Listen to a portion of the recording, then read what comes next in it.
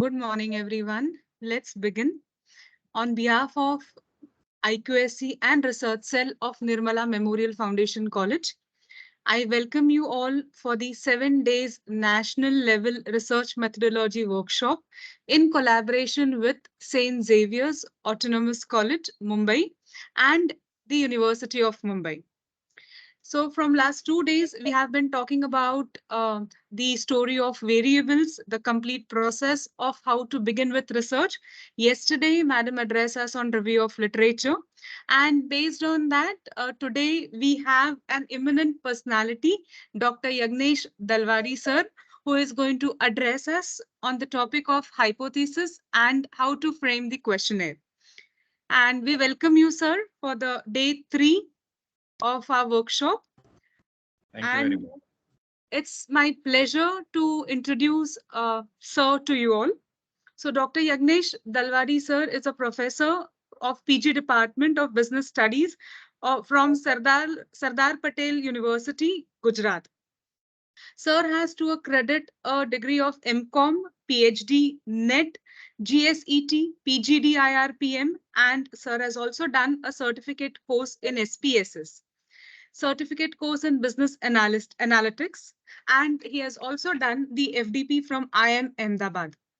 Sir has guided 12 PhD students under him, and 9 PhD students are currently working under his guidance. Along with it, almost around 50 students he has guided for MPhil. He has a rich teaching experience of 25 years, out of which 19 years he has an experience of research teaching. He has won several medals at undergraduate level for his academic persona, around 7 medals that he has achieved. He has received 12 times a best research paper award at various national and international level. Apart from that, Sir has published a research around 89 research papers in various journals and magazines and 28 research papers in the edited books. He has 14 books published under his name, among which there is a book case study written and registered at IIM Ahmedabad and also in Harvard University. Around 113 research papers and case paper presentations that he has done, editor of 4 national and international journals, around 27 training and workshops that Sir has attended, whereas around 18 the training and workshops Sir has addressed the audience, guided the audience. He was a keynote speaker for national level seminar and conferences. He has delivered more than 220 guest talks in various conferences, webinars, and workshops. He has delivered lectures also in the subject of NetSet examinations. He has conducted 130 plus training seminars for SEBI, and he has completed a minor research project in from UGC. So we welcome you, sir, and we look forward to listen to you, sir. Over to you, sir. Thank you very much for a nice introduction. Am I audible? Yes, sir. Okay, so I'm sharing my screen first of all. Yes. And initially, if you time, you need to unmute participants so that I can interact with them. Sure, sir. So Participants are requested to raise their hands as soon as if they want to speak, if they want to answer the sir's question. so can you see my screen? Yes, sir. Okay. So good morning, everyone. Welcome to this 7 days workshop on research methodology. Today, we are going to discuss about framing the hypothesis, how to frame the hypothesis and how to look at the hypothesis. What is hypothesis and what you should do in a hypothesis that we are going to learn, followed by questionnaire, how to design questionnaire. You know that I am in a group of all the professors around the world as well as India level, where now and then there are the questionnaires coming of their research scholar. But when we see uh, that research questionnaire, then we find that it may be difficult in data analysis. Maybe logically it is not fit for the objectives and so on, so forth. So preparing when your research is based on that questionnaire or primary data, questionnaire is a very handy tool and you should use it properly. So today we are going to learn how to frame that questionnaire, and everything will be on a practical mode.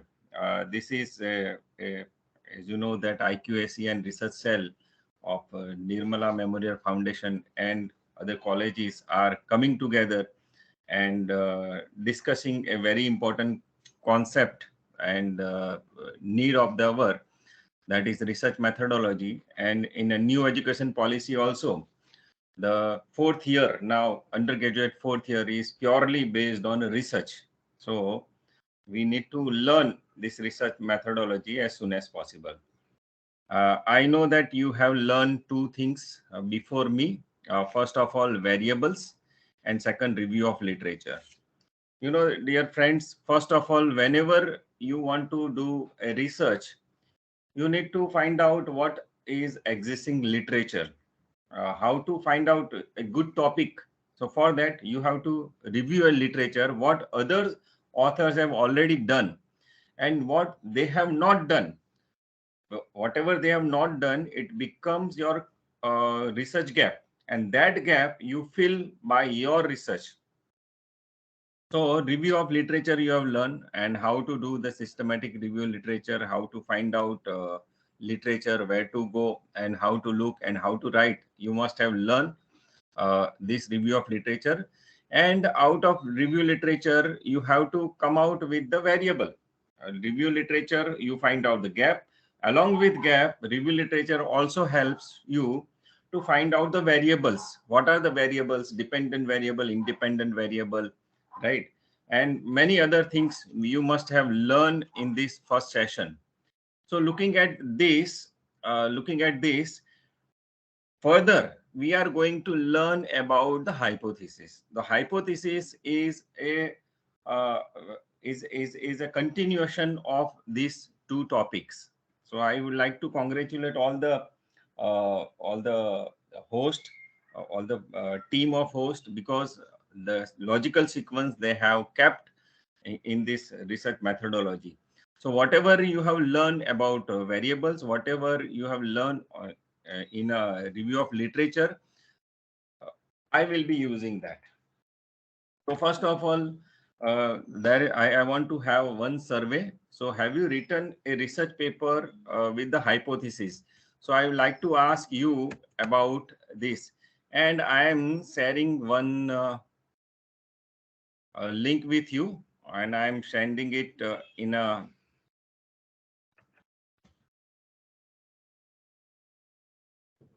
yes. Can I see the message? Can I have a chat? Yes, sir, I'll try. Give me a minute. And I request all the participants to give the answer of whatever the poll I'm making. So I should able to understand you properly. I know that majority are from a research scholar. Majority are from Maharashtra only. A few professors are also joining this.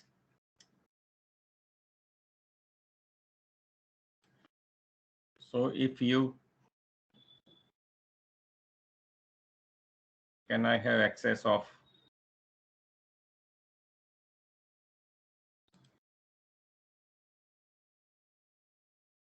Sir, just give me a minute. I'll just No, check no, with the no, technical no person. problem.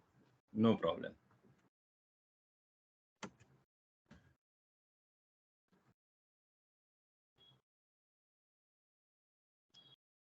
So total approximate 70 people are here in the meeting.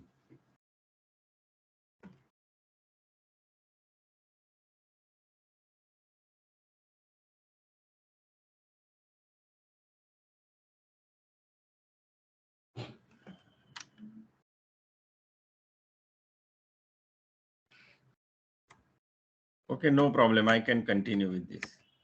Right. So I don't know how many of you have written a research paper wherein you have written hypothesis. right? The question arises, the understanding of hypothesis. What is hypothesis and why we are framing the hypothesis? What is the purpose of framing the hypothesis? That we need to learn it properly, right? And in a given situation, whatever the problem that you are having on hand and you want to solve it, how to frame the hypothesis and how to test the hypothesis, that is very important, because without evidence you cannot say particular phenomena.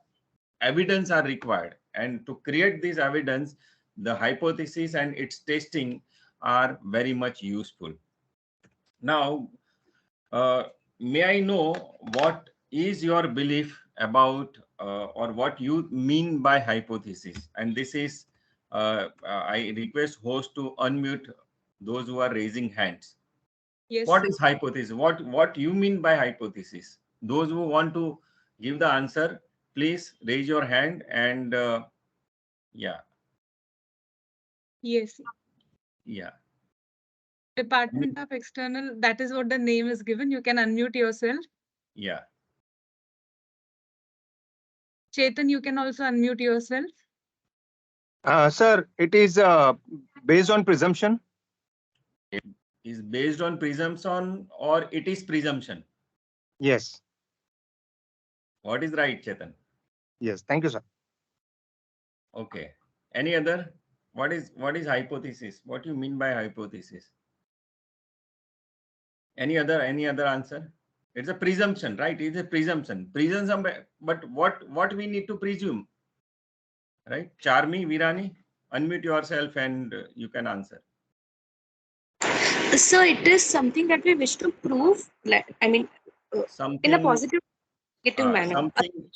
something we want to prove.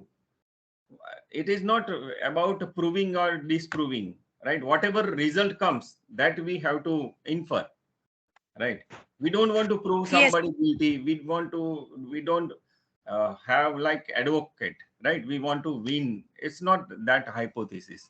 But yes, we prove or we disprove. That's true, right? That's true. Any other? So basically, Sir, Yeah. it is the Sir, any guidelines, tentative it is statement? the assumption on the basis of which we are going to carry out a research.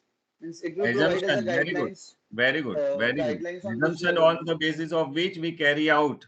Yes, very out good. a We research. carry out Thank our you, sir. research. Right, right. Last answer. Any other? Any other? Sir, any tentative statement related to our objectives? Tentative assumption relative to Yes. our objectives. Objective. Yes, Right, sir. right. Okay. Thank you very much, all of you, for your participation.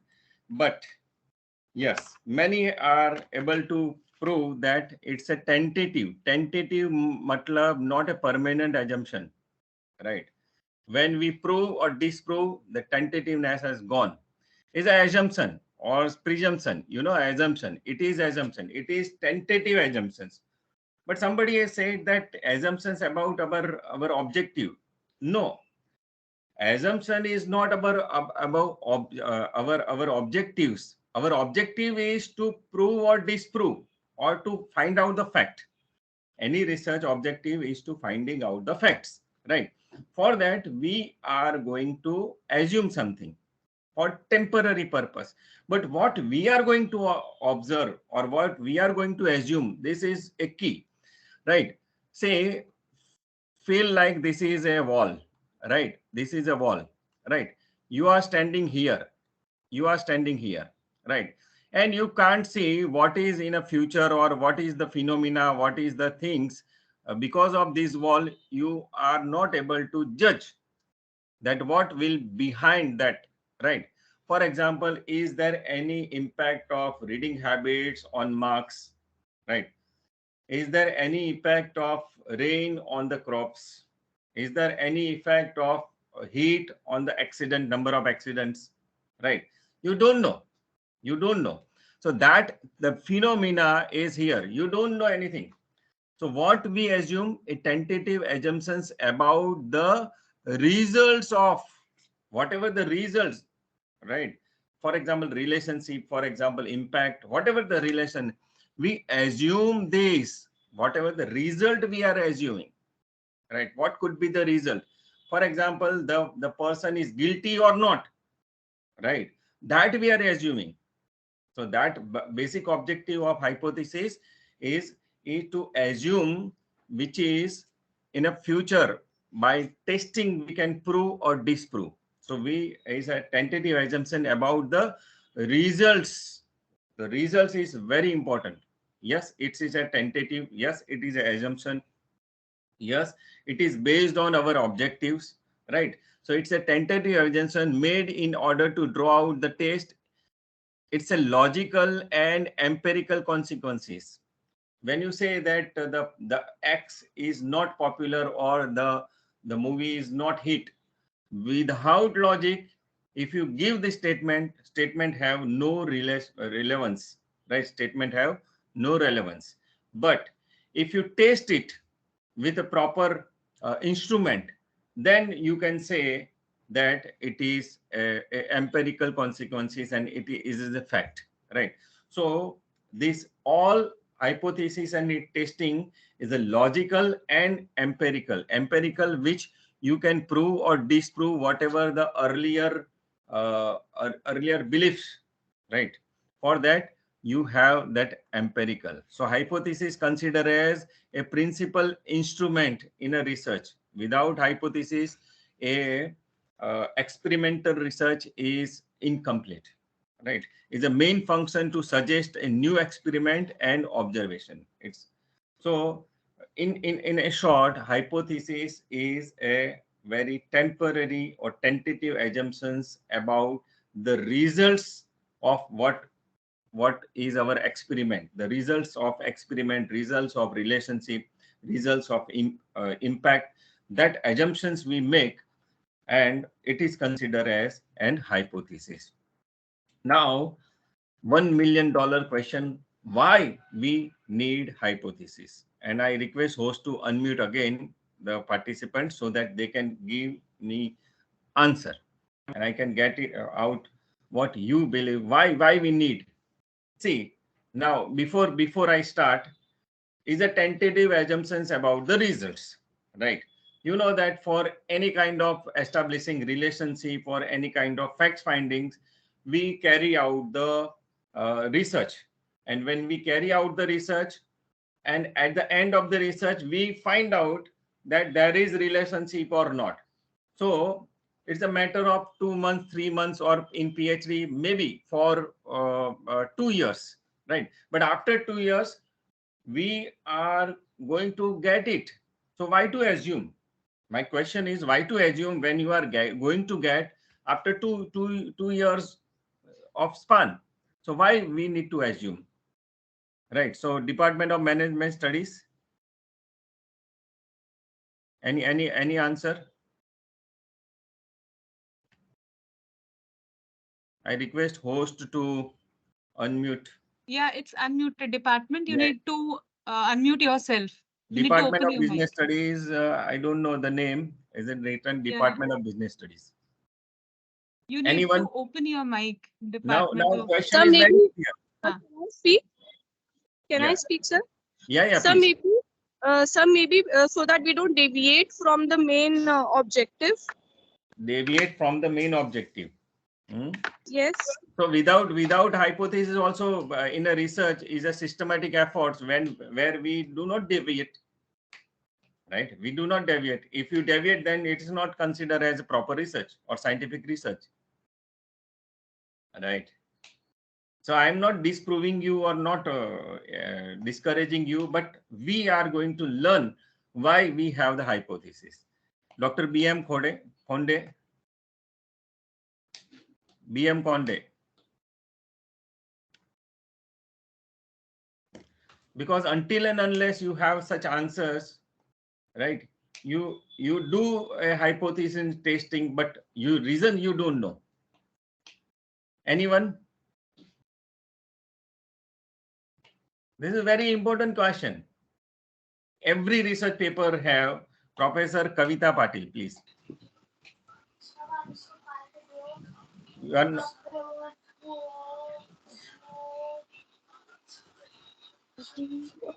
Check whether hello, the research which is doing is valid. Khan Riaz, please. Kavita ma'am, you can be Sir, allowed. Yeah. sorry, hypotheses give us a guideline, sir, to reach to a Guideline. goal. And it's a path to which we follow to reach our objective Yeah. and to take our research into the systematic manner. Like how the previous person said that we cannot get deserted here and there. So it provides a proper guidelines that we have to do a systematic research. Perfectly all right. Perfectly all right. That it provide guideline and path, right? And earlier speaker also said that we should not deviate with our objective. But my question is, if it is a tentative assumption, why we need to assume? Why we need to assume? Since if you are writing a research paper, after 2 months, 3 months, you are going to get the result and tell that this is the result. Why you are assuming first and then you are proving or disproving? Why this exercise? Chetan Maru. To validate what study we do Yeah. under research, to validate that study. Yeah. Of Uh, course, we validate the study. We prove or disprove, right? We validate the study. Of course, yes. For pilot, generally we infer from hypothesis only, no? When we do Yeah. sampling. But Professor Kavita, can we do we do not want to validate anything, but whatever the result, when result come, we know that Mr. X has written this. We are with them. It means that whatever he has or he or she has said, so my result also it is matching with Mr. X or Mr. Y. Why don't we tell that and we assume, right? Of course, it's a guideline, it's a path. We of course validate the things or phenomena, whether there is there or not, right? But my simple question is, why we assume? Without assumption, can we have a guideline or path or not? Looking at this review literature and can we validate without assumption or no? Right. So now I am giving you this. Why we need a hypothesis, right? Hypothesis we need because if you see the research is for generalization. Research is showing the phenomena, showing the impact, showing the relationship, showing the things in it. And that's why, we do not study the population in any research until and unless very few research where we have population study or census study, where we are going to learn each and every cell or each and every unit of the population. If you are observing 100% population or census study, you need not to have any kind of hypothesis. Remember that. But what we do, we take a sample, right? Sample people, sample units, sample companies, sample respondent, right? And after observing the sample statistics, we want to inference about the parameter. And that's why hypothesis testing is required. Hypothesis is required, right? For example, if you are sick, then doctor may take blood and they take the blood and observe your blood. And after observing your blood, the doctor is inferring the whole blood which you are possessing, right? And because of that, hypothesis is required. Hypothesis is a inference about the whole population. You may take very few samples, may take only Mumbai city, may take only one category of people. You may take one youngsters of certain areas, right? But in a research, we generalize it. So that applicable to others also, because we are not doing any population study. If you are doing population study or census study where sampling method is not applied, no hypothesis required, only descriptive statistics. Through descriptive statistics and through other statistics, you can infer and you can give. But we take the sample, and in a sample statistics, we infer about population parameter, and that's why we need a hypothesis. Okay, so hypothesis testing allows us to determine whether enough statistical evidence exists to conclude that belief, whether that belief is true or not, right? And that belief based on the sample statistics. I hope you understood. Is hypothesis, now next question is hypothesis required in all kind of research? Research means objectives, research means methodology, research means hypothesis, research includes hypothesis, testing, results, conclusion, finding, suggestion, etc., etc.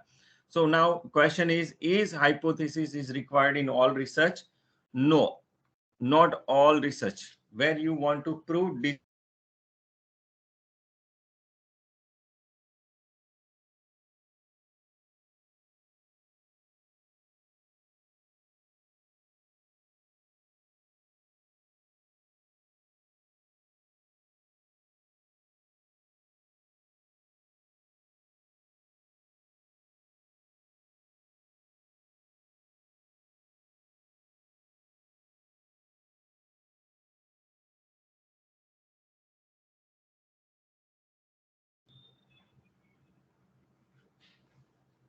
Yes, sir. yeah. So what was the last conversation? I don't know.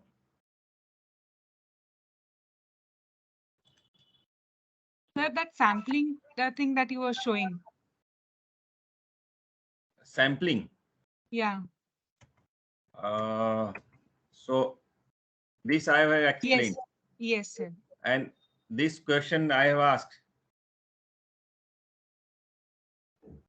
Yes, sir.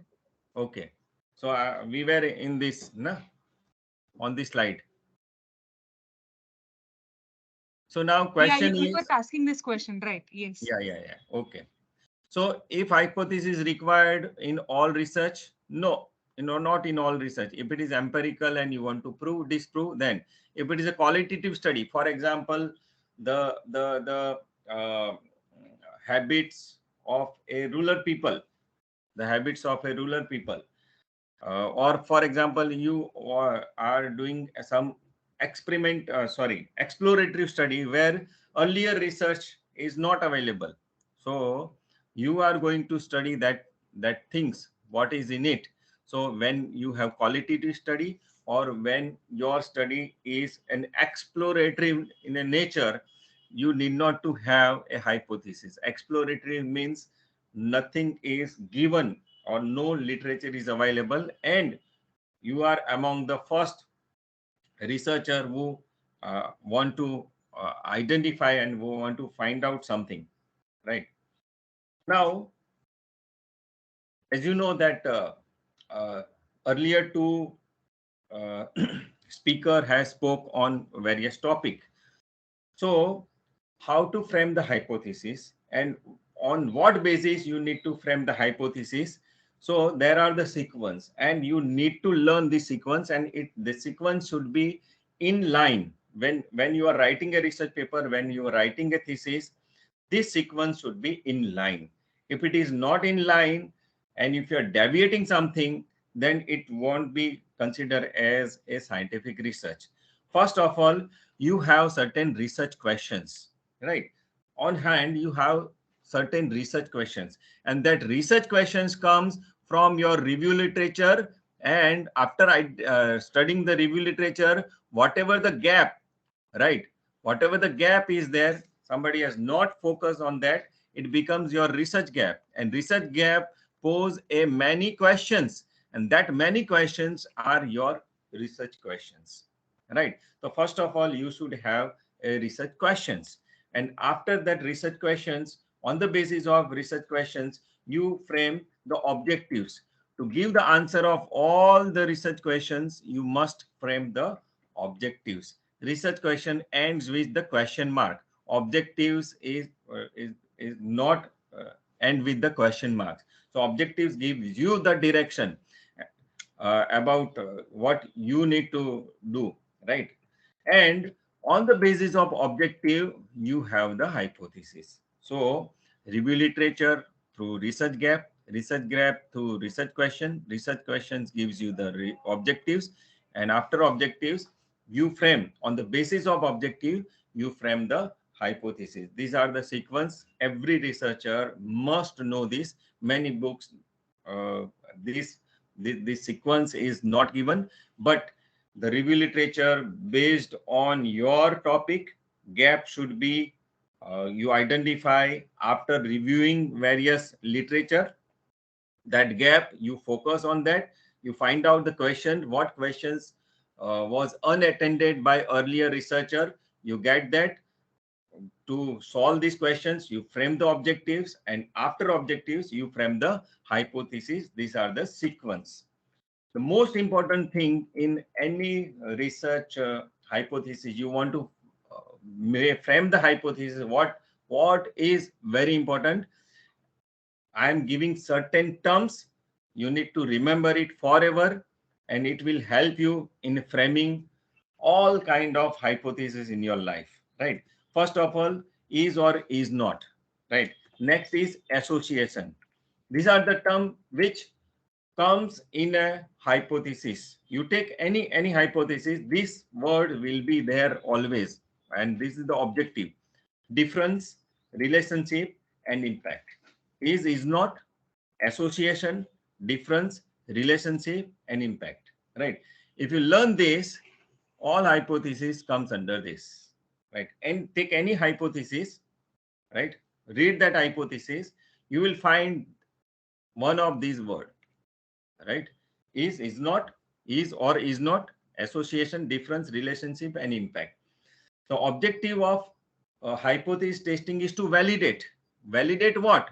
Validate certain things is there or not, association is there or not, difference is there or not, relationship is there or not, impact is there or not.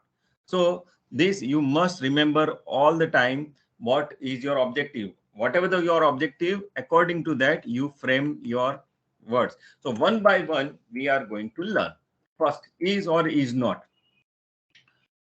So for example, you are taking samples. These are the population, right? This is population, and out of which a small chunks you are taking from here as a sample, right?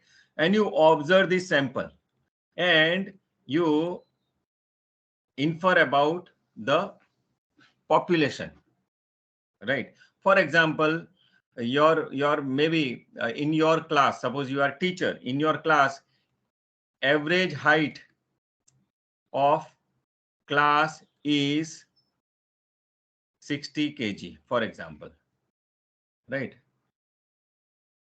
ये hypothesis है.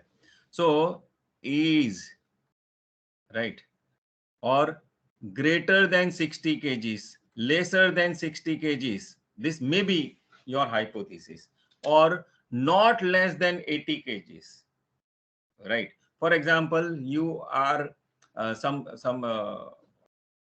pharmaceutical company claim that this product reduce a weight 5 kilograms per month or in a month, right? So your hypothesis may be the average weight reduction is not less than 5 kg, not less than 5 kg. So is or is not has come. So when you want to do anything about infer about the population, generally we use word is or is not. And the next in a parametric and non-parametric, you are going to learn that independent one sample t test, right, will be having this hypothesis is or is not. So it may be something you are assuming about the population is or is not word use. Now next is association, right? There is no association between these and that, dependent and independent, or two, right? So association, we use word association. The association merely implies the variables are dependent on one another, but strength and direction are known.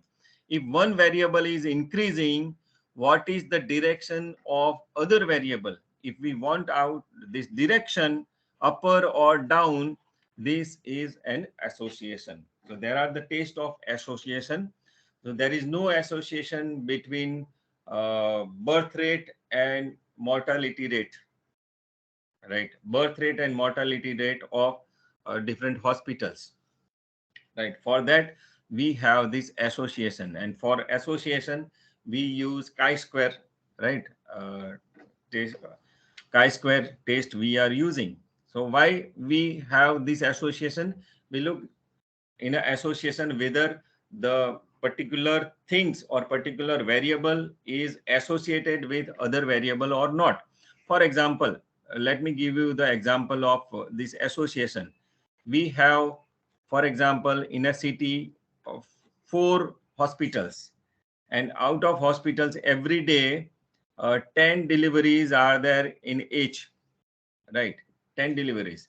So in a deliveries, baby boy or baby girl, right? The chances are 50-50 all that, right? 50-50. So it is naturally 50-50 boy and girls comes. But suppose in a particular hospital 99% are boys, right? So whether this is associated, this hospital birth and this proportion of boys are associated or not, right? If certain thing 99% boys are coming in this hospital, it must be, we can think that this there should be some malpractices here, right? Because majority time there would be a 50-50, maybe 60-40 or 65-35, right? That should be the ratio. But if it is more than that, we can find out this is not associated, and we can look after that why certain things is not associated. So association test also there. So there is no association between these and this. But here, in when we use word association, we do not measure the strength, right? 30% increase or 50% increase, no, we cannot, right? Or we cannot give any kind of direction, whether it is associated or not, positive, negative, whatever way, right?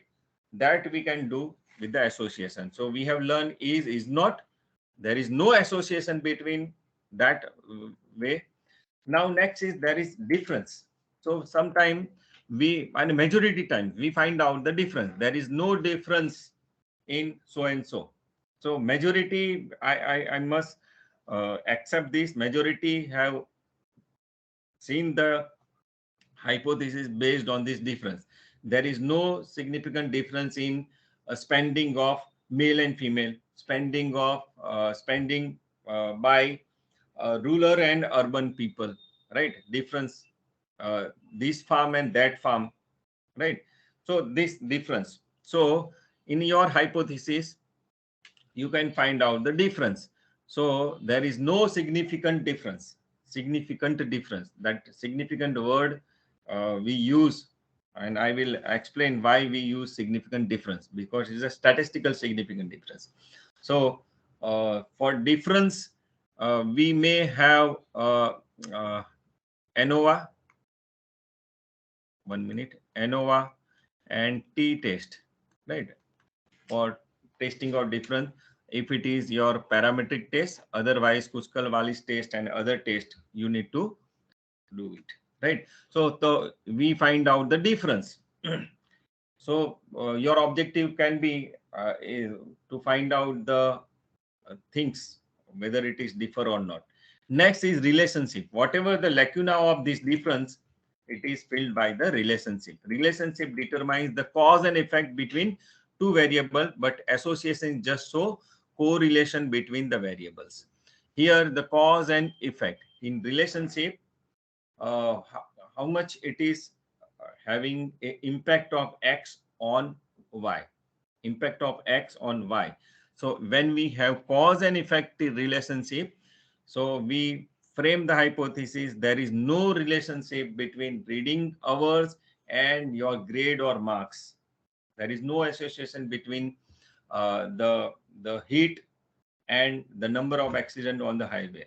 There is no association between the traffic and accident, anything, right? So, sorry, no relationship between the accidents and accident or petrol consumptions and vehicle, right? Selling of vehicle and petrol consumptions. There is no relationship. With that, we go to find out the relationship, right? So relationship, and last one, I have not written, but impact. Next is impact. I forgot to write impact. We measure the impact, right? For relationship, we have a correlation test, right? Relation, correlation we use. So linear correlation and partial correlation, that to measure this relationship, we use correlation.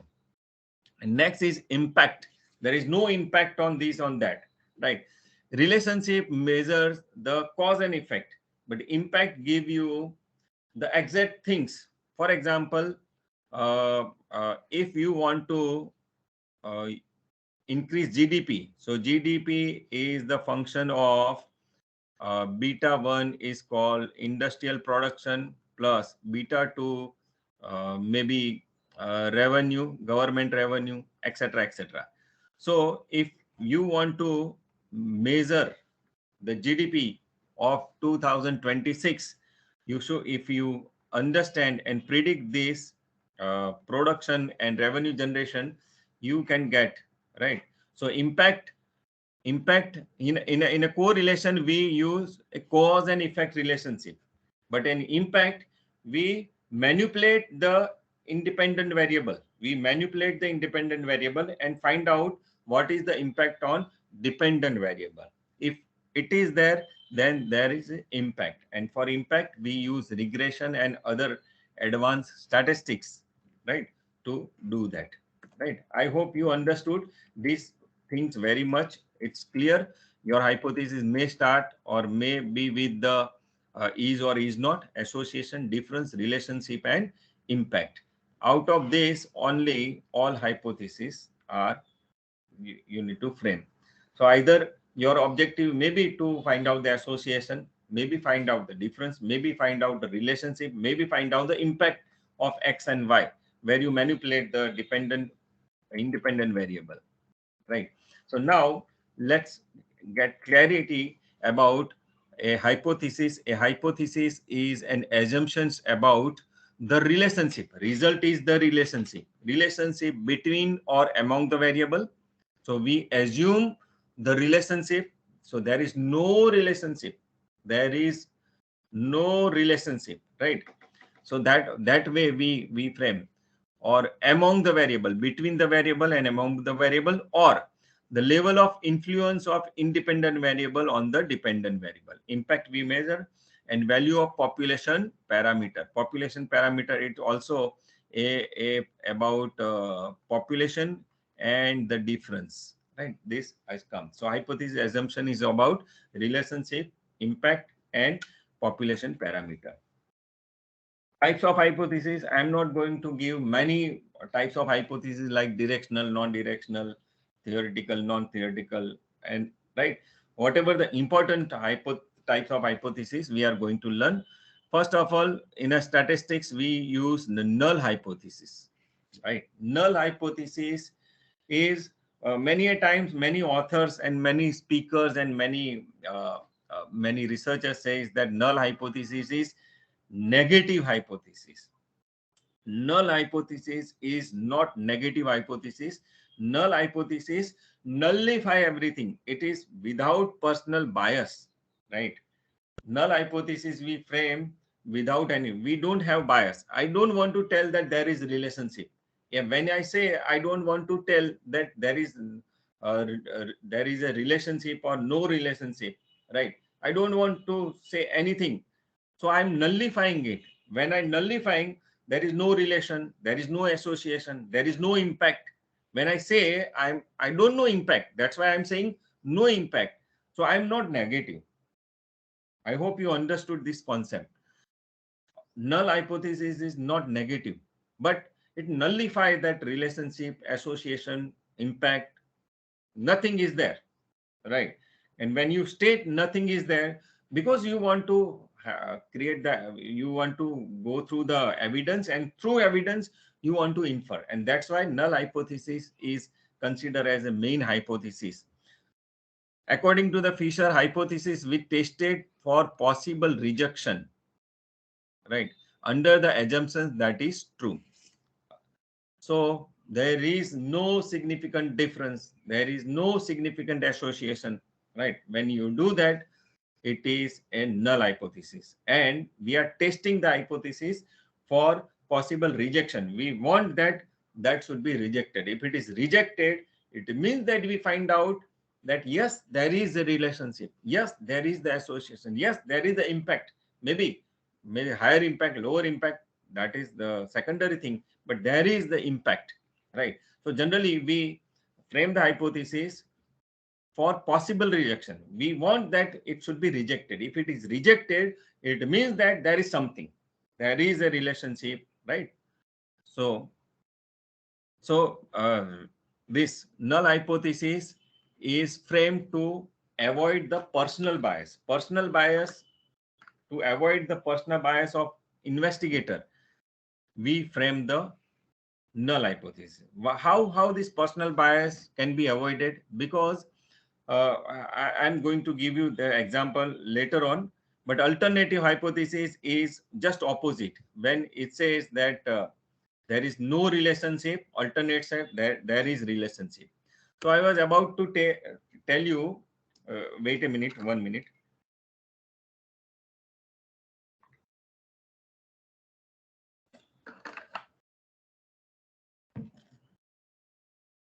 All right.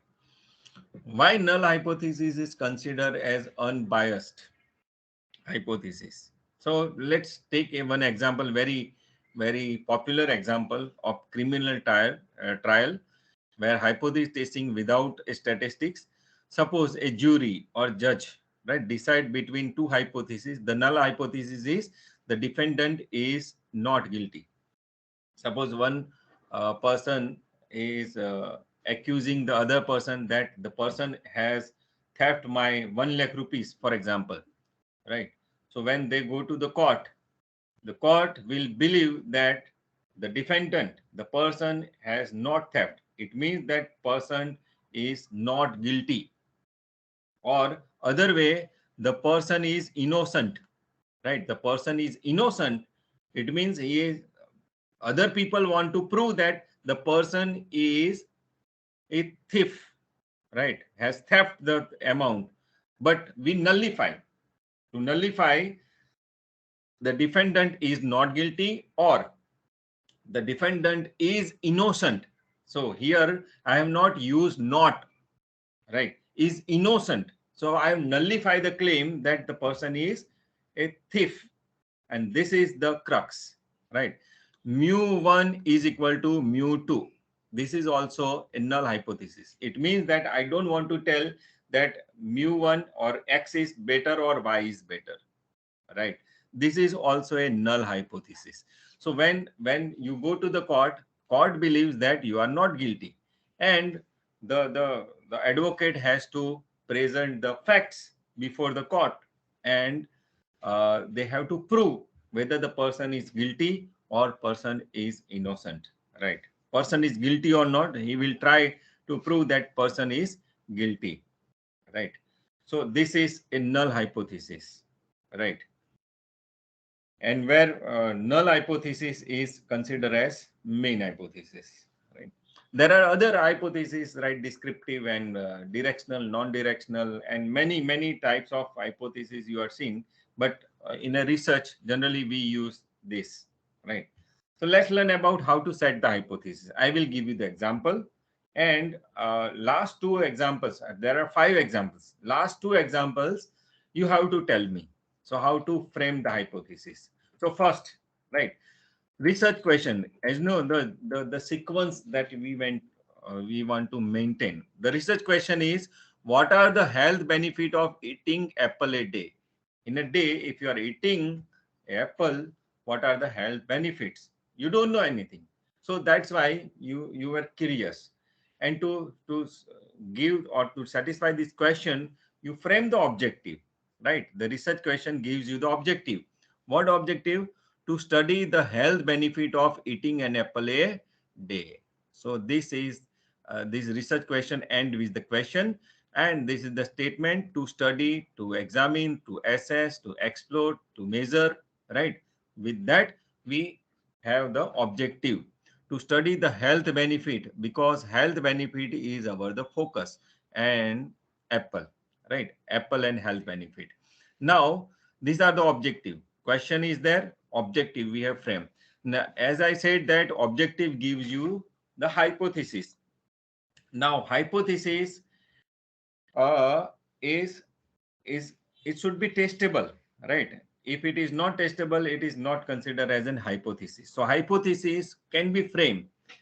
Now, increase apple consumption over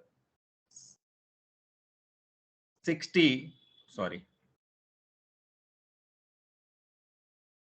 will result in decreasing frequent doctor's visits. Matlab 60 days, over 60 days, if you consume a uh, apple in a day, your frequency to the doctor visit will be lower, right?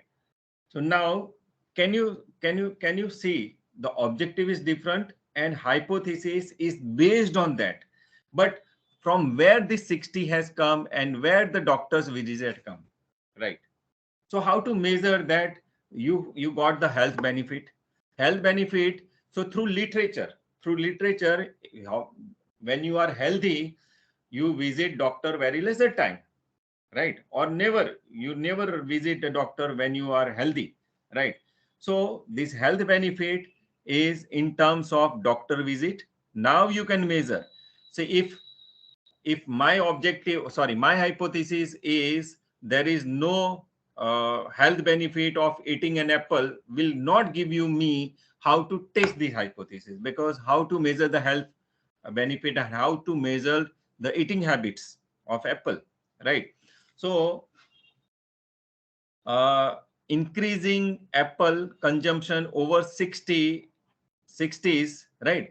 So the 60s will, this ROL will give you that after, or the science will tell you that if you have a consumption over 60, that health benefit will start. So now our hypothesis is increasing the apple consumption over 60. The 60 and doctor visit are certain variables which we can measure through a relationship, right?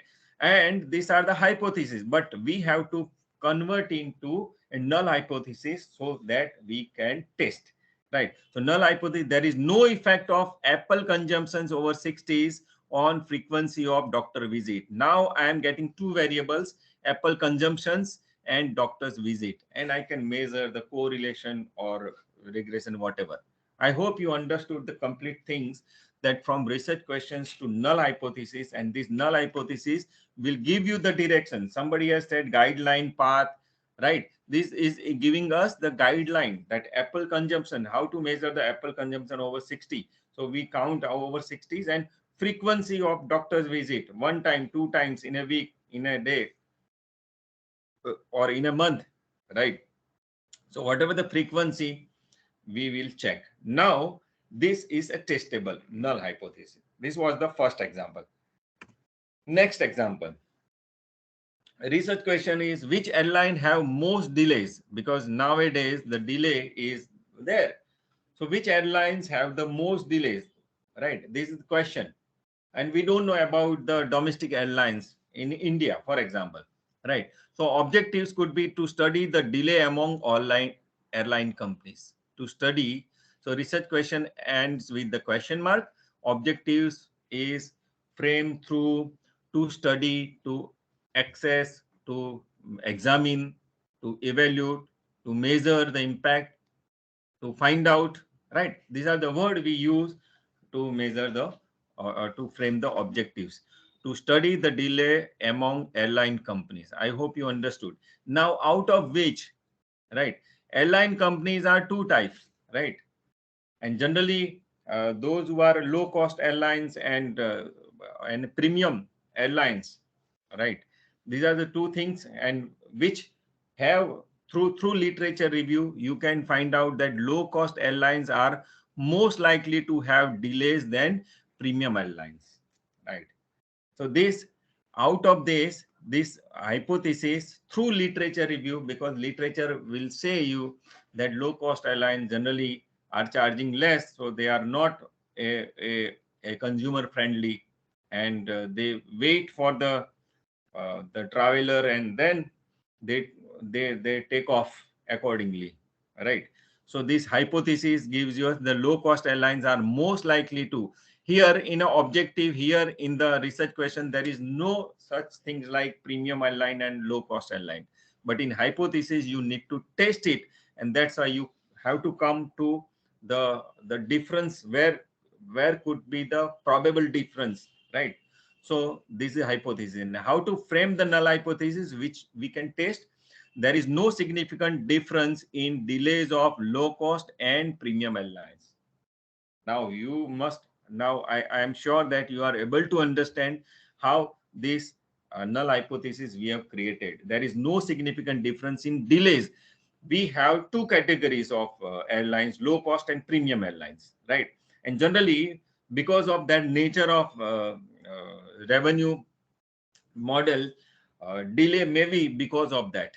But here we are nullifying that low cost and premium airlines does not have similar delays, or the delays are similar. Sorry, delays are similar, means there is no significant difference. I hope you understood from research questions to null hypothesis. Now, next. So am I audible? Don't know. Hello? Yes, sir. Yes, sir. Sorry. I want to check it out whether I'm speaking. Okay. Now, third example, and next two example we will do together. Research question is, can flexible work arrangements improve job satisfaction? This is the question, right? So flexible work arrangements means you can come at 9 o'clock, 10 o'clock, 11 o'clock, 12 o'clock, and you can spend 6 to 7 hours in a job, and you can go after 7 hours. That is flexible work arrangements, right? So does it lead to job satisfaction? We don't know anything. This is the research question. In a maybe particular area, maybe particular company, maybe IT sector, maybe education sector, whatever, right? I don't want to discuss that, but does it help in a job satisfaction, right? So objectives could be to examine the impact of flexible work on job satisfaction. Your objective could be to examine the impact of flexible work on job satisfaction. And hypothesis, employees who have flexible working hours will report greater job satisfaction than employees who are working fixed hours.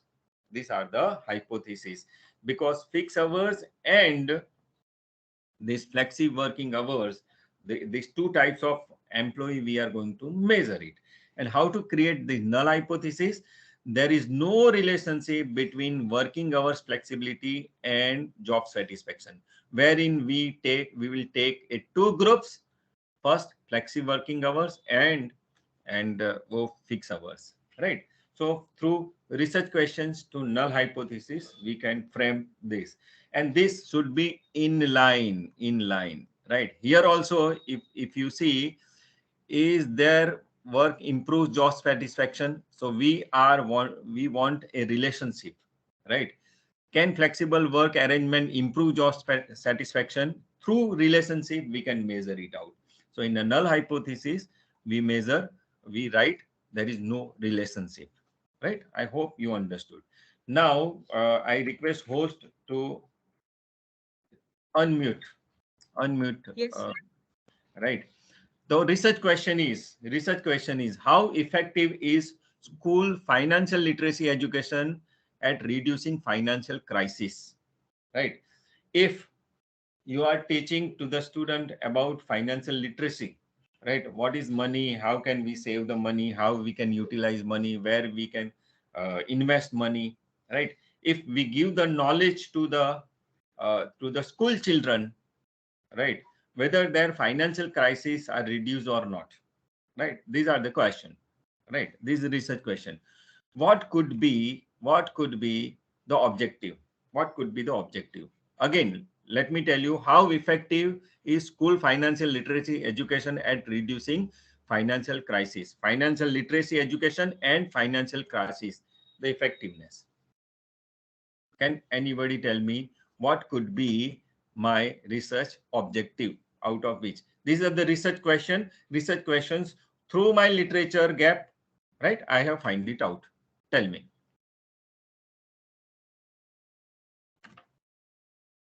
Tell me. Anybody? Yes, Ekta ma'am, you can unmute. Ekta ma'am, you can unmute yourself and speak up. Hello, am I audible? Yeah. Yes. Yeah. Good morning, everyone.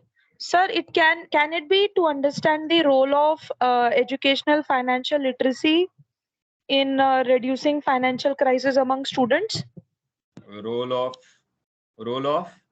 financial education system. Yeah, school financial literacy. Okay. So role can be very different, right? But what role, right? That could be.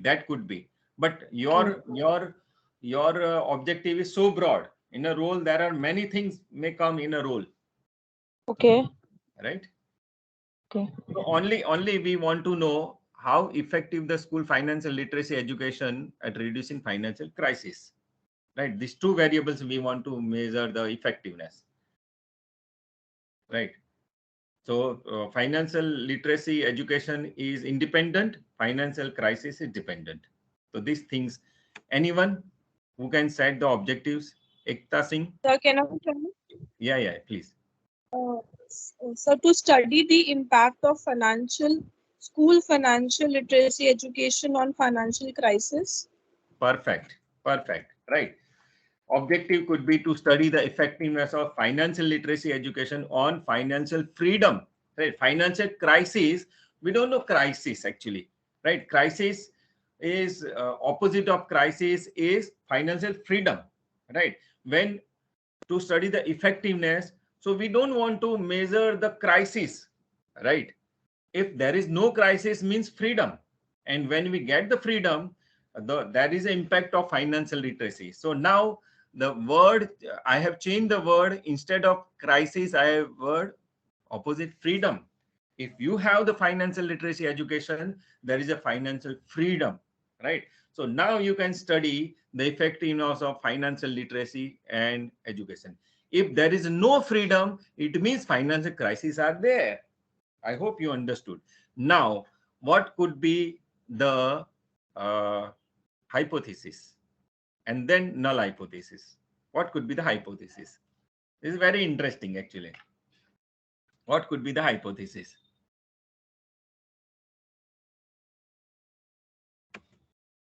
Think. And this is why we need to have a very clarity in hypothesis. And this will give you very purification in your mind that how to frame the hypothesis. See, you can see this financial crisis I have changed with the freedom, because financial literacy gives the freedom. Any other? Okay, let me tell you. This now the school children are there. They are teenagers, right? So hypothesis could be different, but this hypothesis could be the teenagers who receive financial literacy education lessons, now educations through lessons, right?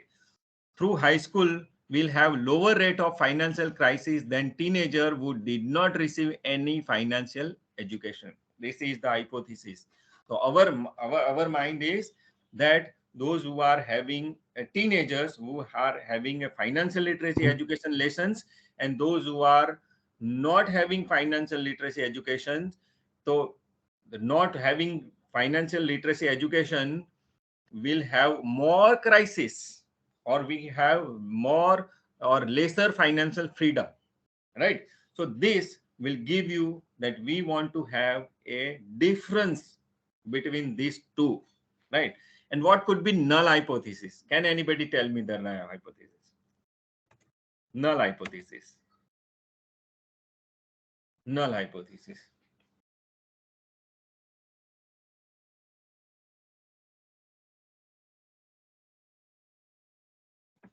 Null Yes, hypothesis. Kavita ma'am. Yeah, sorry. Kavita madam. Yeah, am I audible?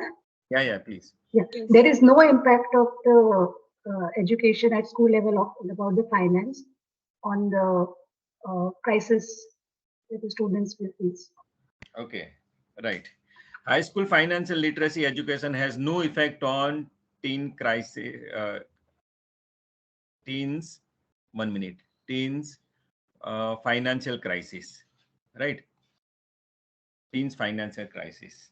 Now, in which we'll have two groups: those who have taken the lessons or classes of financial literacy education and financial crisis, right?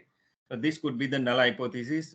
Kavita madam is rightly identified. High school financial literacy education has no effect on financial crisis or financial freedom, right? Whatever you take, when you take financial freedom, you need to take the financial freedom category or the variables of financial freedom.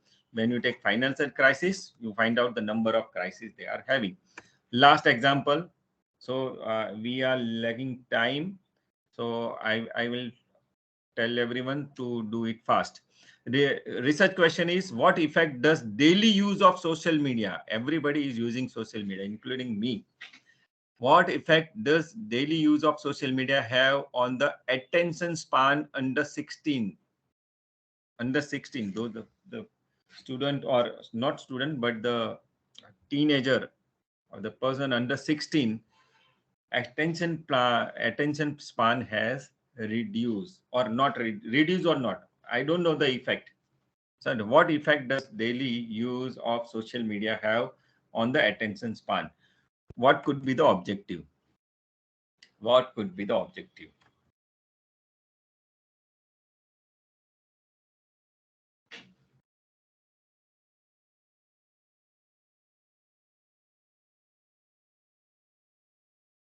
What could be the objective?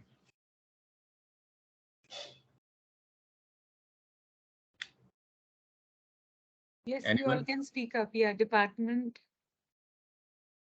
You want to say something? Okay, let me do. To assess the effect of social media on attention span under 16. So under 16s are very important. We assess the effect of social media on attention span, right? Hypothesis could be there is negative correlation between time spent on social media and attention span under 16. This negative correlation we have find out through our review of literature, because when you use social media, attention span is having a lower attention span. So that is a negative correlation. So there is a negative correlation, and of course you know that it have a negative correlation. Then when time spent in a social media is up, attention span goes down. And your hypothesis, there is no relationship between social media use and attention span under 16. And when you test this social media use, right, so you will calculate the daily hours of under 16, and attention plan, you will have a scale of measuring some attention span, right? With that you can do. I hope you understood how to get the research questions, and then objectives, then hypothesis and null hypothesis. And after this you have to apply the proper test, parametric and non-parametric test, looking at the types of data, and you need to give the answer whether this null hypothesis is accepted or rejected, right? But there are errors in hypothesis testing, type 1 error and type 2 error. Type 1 error is considered as a alpha, right? Alpha means when we reject a true null hypothesis. Null hypothesis is true, but we say that it is false. When you say that, it is a type 1 error. Judge in a jurisdiction or a judiciary, suppose the person is innocent, right, or not guilty, and when we say he is guilty, is a type 1 error, and type 1 error is considered as a alpha, right? Type 2 error, when we don't reject the false null hypothesis, the person is guilty, the person is guilty, but we say the person is not guilty, it is considered a type 2 error, right? So this alpha and beta I have already explained, right? Any question? Now we are going to start about the questionnaire. Any questions in this hypothesis? Any question from your side?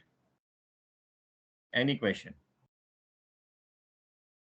See, types of question, type of hypothesis and everything material is available. But how to get that hypothesis and how to test this is the crux I have tried to explain. Anyone who want to say something or anyone to ask a question? Because next is the questionnaire. Yes, Kavita ma'am, you want to ask? Yeah. No, I'm sorry, it's by mistake. Okay. No worries. So there are two possibilities. You understood everything. This is possibility 1, and possibility 2, you not got anything. Because of that, there is no question. When you know everything and when you don't know anything, right, then there is no question. And I believe in the first, you know everything, right? Positive side. Okay. Now let's discuss about the questionnaire. And as I said that daily 1 or 2 questionnaires are coming for filling up and requesting through WhatsApp and other groups that please fill for my research on this and that. Now the questionnaire is a very, very important part of your research. When your data or your research is based.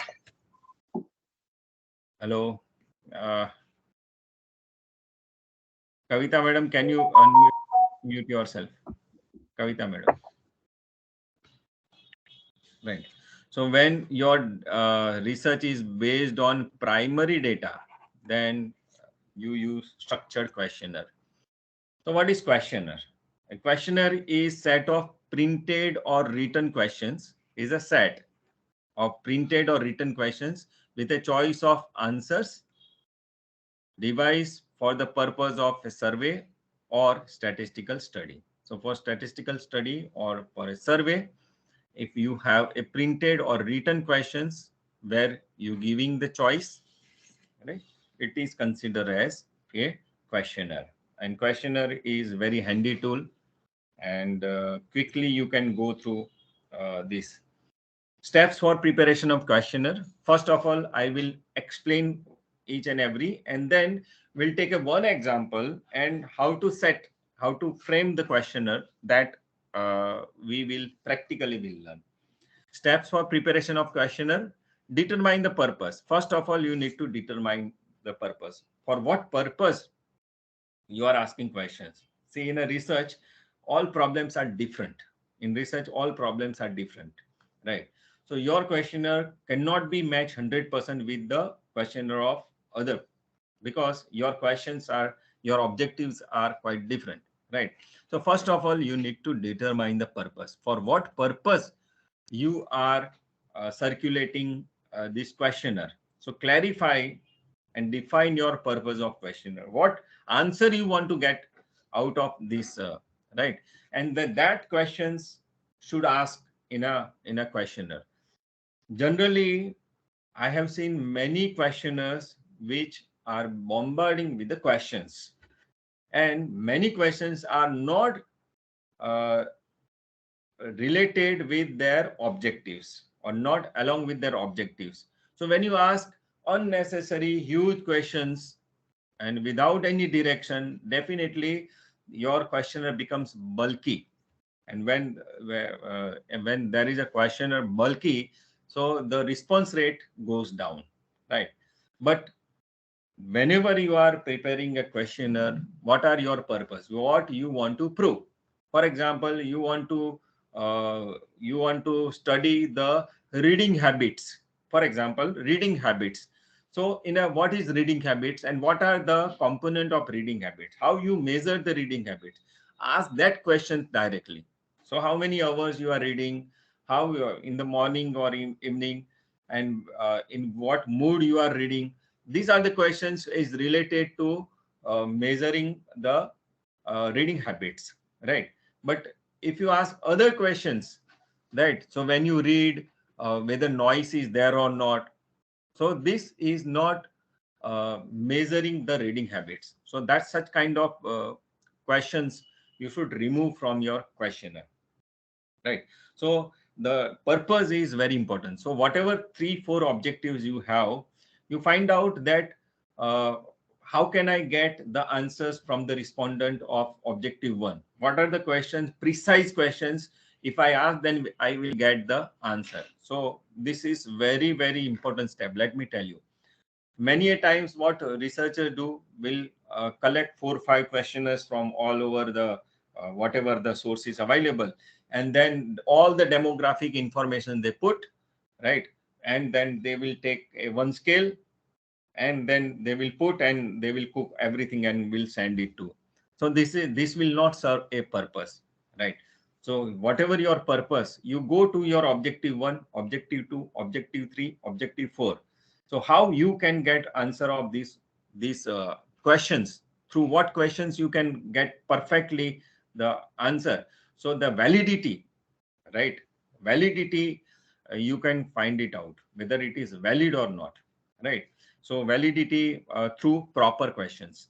Identify the target audience. Nowadays what happens on Facebook, social media, this questionnaire is going to all class, it with whether teenagers or whether teachers or whether student or whether male, female, this area, that area, India, outside India.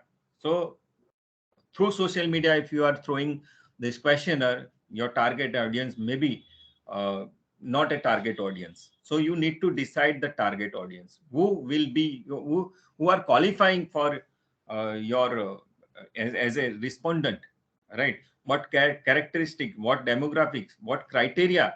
So you set that criteria. So under 16, right? For example, you are doing reading habits of standard 10th student, right? So standard 10th student should give the answer, not parent of standard 10th. So if you are sending questionnaire to the parents or any other way, right?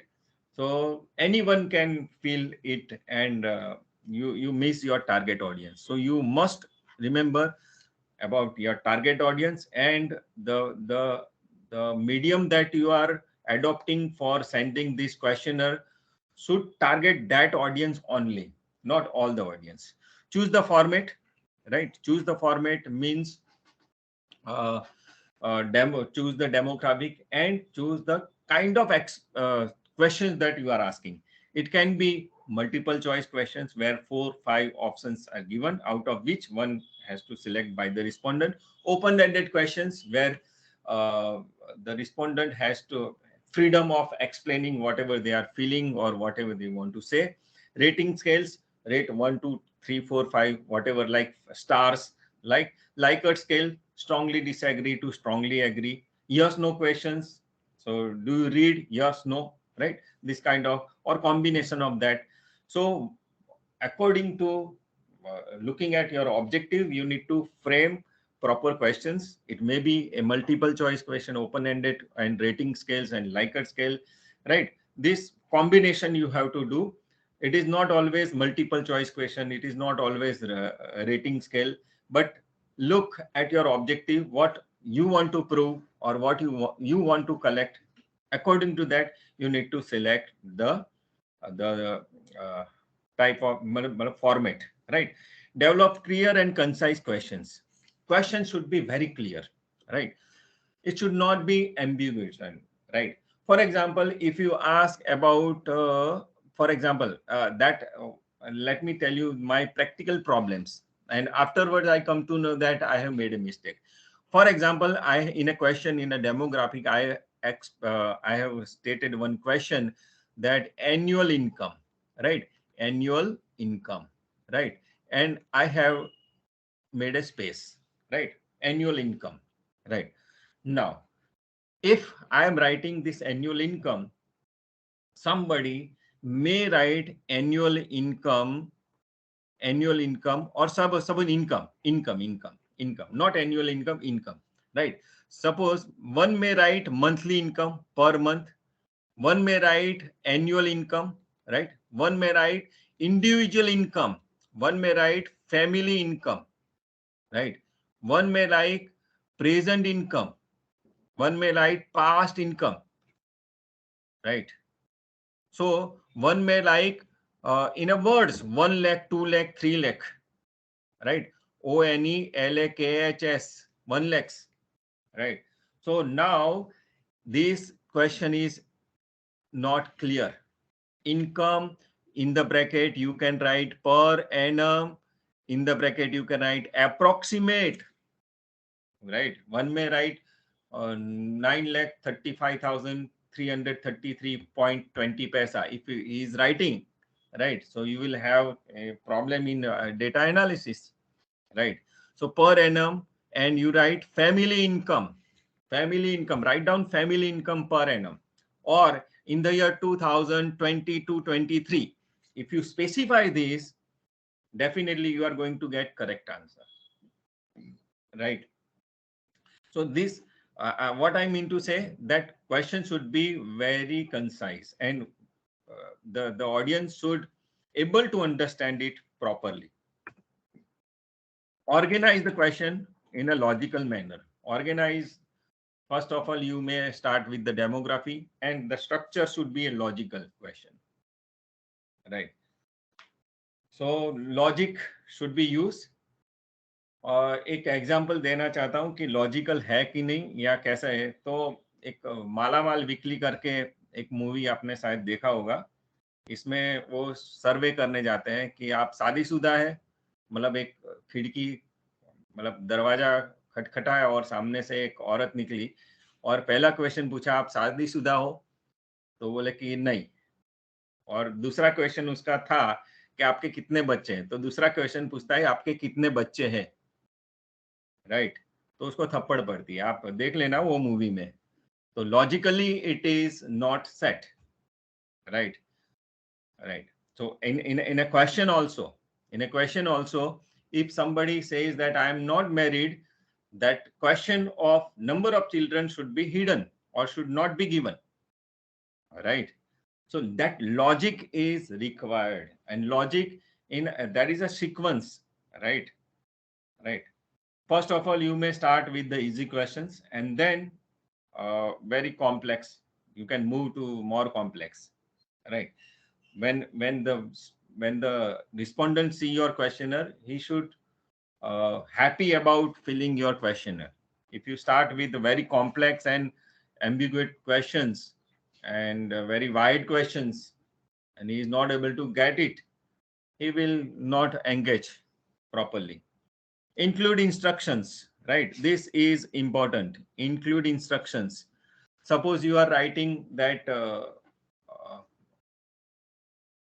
how many family members you have. Now, how many family members you have, right? 1, 2, 3, more than 3, right? Suppose is there. So you have to write tick only one. Tick only one. So many a times it happens that we have multiple questions and sometimes multiple tick is allowed. So you may tick as many as possible, right? So this kind of instructions you need to tell, right? Better you give some for pilot study. I will come to that point. You give this to one very layman and try to get it out that whether he is finding difficult. If he is finding difficult, go back to your questionnaire and make it very simple, right? So certain questions we have to have a mandatory and certain questions you may have optional. For example, income could be the optional subjects, right? Some certain sensitive information which is vital, then you can keep mandatory. But if it is not vital, and then also you take it a mandatory, the person we is not going to feel. So in a you need to include whatever the instructions, so that before giving the answer, the person may be able to read these instructions. When you use a uh, questionnaires and schedules, when you use schedules, it means that you directly go to the respondent, you give the instructions, and you take your own, you ask the question, respondent gives the answer, and you take yourself. Then this instruction is not required. Otherwise all instructions are required. So when you filling a form on behalf of the respondent, after asking the question, it becomes a schedule, right? So at that time, you need not, if you do not need include the instructions, it's fine, right? So explain the purpose of survey, etc., etc. Review and revise after framing the questionnaire. Review and revise. So many a times it happens when we create a form, the one questions is printed twice, options are not in a line, not correct. There are many grammatical mistakes. Uh, we have not included the instructions. The question is ambiguous. So you need to review and revise it, right? Complete test for length and timing. How much time it will take, and whether the question is too big or too small, right? We need to check it out. And what are the approximate timing? And when you give some person, you tell that 5 minutes, it will take 5 minutes, 10 minutes, 2 minutes, 3 minutes, right? If you the timing, if you tell them timing, right, it will good, your response rate will increase. Pilot test the questionnaire. Pilot testing is required. You give certain sample respondent, and you analyze it, and you analyze the problem that they are facing, right? You find out the validity and reliability out of suppose your sample size is 500, so 30, 40 or 50 you take, and then you analyze and what problem they are facing, and what type of difference they are getting, right? So that pilot testing is important. Then you make it final. After pilot testing, after review and revision, your questionnaire will be very fine, right? Distribute the questionnaire. Proper medium you should use, right? Suppose through mail you can send, through online survey you can do, paper copies, email, in person administration, uh, right? So you have to reach, and you have to send and distribute the questionnaire. Collect and analyze the responses. You have to collect the analyze, and at the end thank the participants, right? So at the end we are writing the notes that thank you for your response, and you may send one email to them, because if it is online survey, you will have a email address, right? So express your gratitude and tell them that thanks. And if you incorporate uh, few findings and share few findings later on, it would be very important for them, right? Certain common errors we should avoid. Ambiguity in question, we have discussed. There should not be ambiguity. Read the question, what could be the proper answer, whether reader is able to understand the question or not, right? Remove the biasness in the question formulations, right? So suppose it happens many a times that suppose question is, how do you rate our services, right? Option is good, better, and best. Suppose these three option is given about rating of the quality, right? This question is bias, right? because bad, very bad is missing. Somebody, your service. Suppose someone is very negative and will click the good. So average is good. So it is considered that the service is good, good, good, right? Even if he wants to have a negative comment, he cannot give the comment, right? So that should not be in bias in a question. Length and time constraint, you must understand the proper length. If you go to basic your objectives, and through objectives, if you are framing the questions, length would be very, very normal, right? Non-response and incomplete response. Non-response, see, international level also, if you get 5% response, it is good response, right? 5%. If you send 100 email to the people, and out of that 5 is coming after filling it, so that is considered as 5% response rate. If you get 5%, so it is considered as a good response. So don't discourage yourself if you get 10% and 20%, right? So to improve that, you have to have follow-up, right? You may call, you may send messages, right? You may remind them, right? So you tackle with the non-response and incomplete response. Many times it happens that after giving demographic, he may feel bored and then he leave it, right? So then you have to have certain strategies to that. Survey fatigue in between the, if your question is so lengthy, in between will withdraw themselves. If you are giving a 6 to 10 pages questionnaire, right? So he will say that I will fill it later on and will give it to you. So this is nothing but a survey fatigue, right? And respondent engagement, you cannot engage that respondent. But in a pandemic time, what I have to overcome this fatigue and respondent engagement, I have made a one scheme that those who are filling it complete this questionnaire, online questionnaire, there is a cashback ranging from 10 to 50 rupees. So I got huge response from the respondent, and I have sent them that cashback also, right? But this survey fatigue, when especially when you have a large number of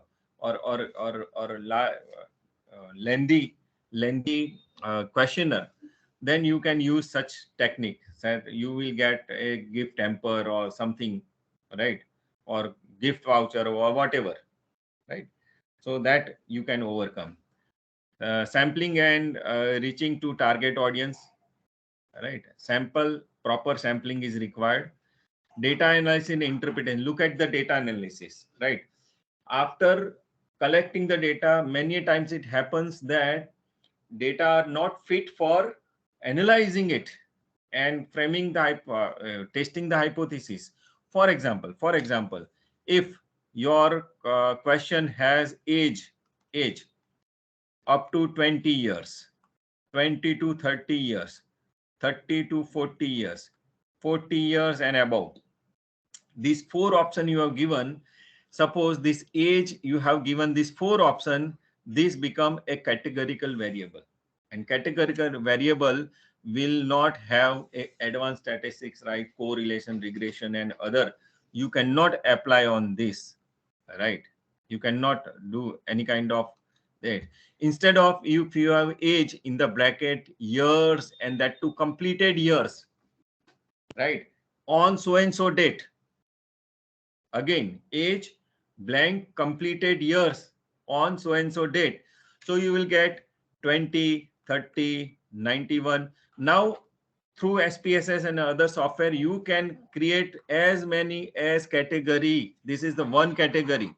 You can create all type of category, right? Teenagers, young, old age, anything you can create out of it. So this will be very useful.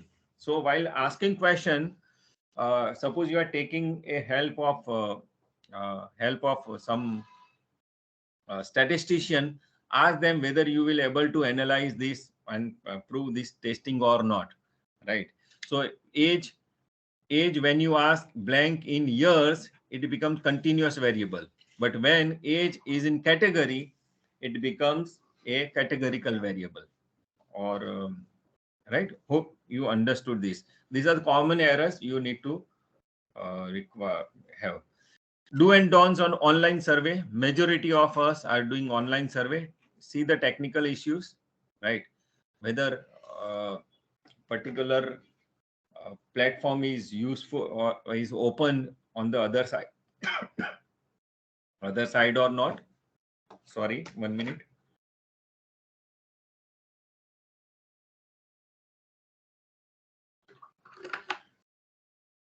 Many a times, if you use, for example, monkey survey and other, right, there is the limit of 100, 50, 30, right? So you check these technical issues before you. Now Google form, Google is giving a free of charge. See whether internet access is there or not and device is compatible or not.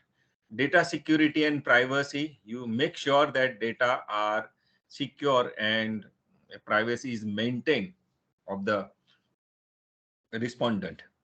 Respondent engagement and motivation is required, especially in online services. Sample representativeness, you have to have that sample. Response rate and non-response rate bias, response rate and non-response rate. Certain figures they have not told. For example, you have asked 20 questions. Out of 20 questions, they may have asked 15 questions only. 5 questions left blank, right? So you can get back to them and you can ask, right? Data management and analysis, you just check whether that can be transferred in other things or not.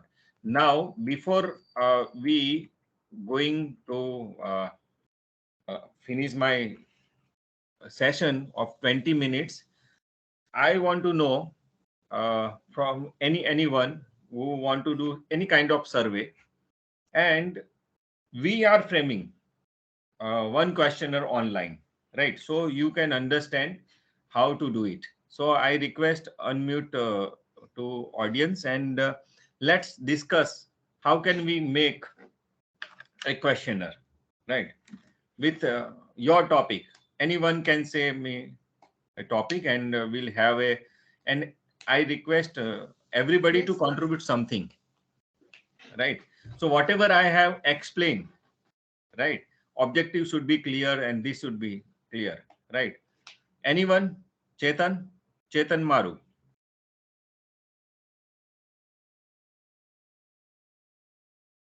Yes, Chetan.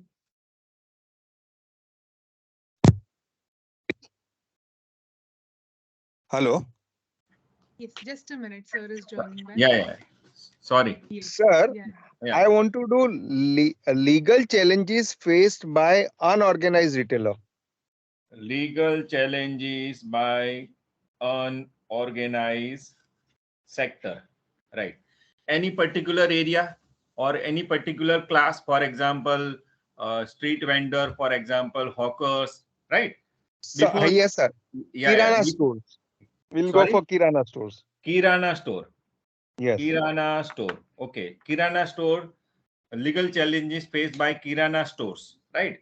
Unorganized sector, now it is refined as Kirana stores.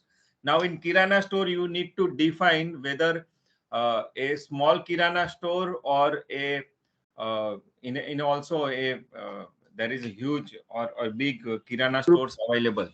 Yes. Right. You need to clear it because your Yes. questions will be depend on that. Suppose it's a big Kirana store.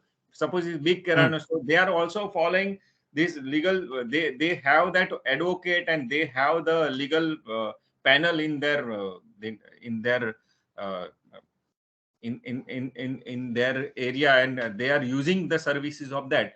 Then there will be not any questions in a so small.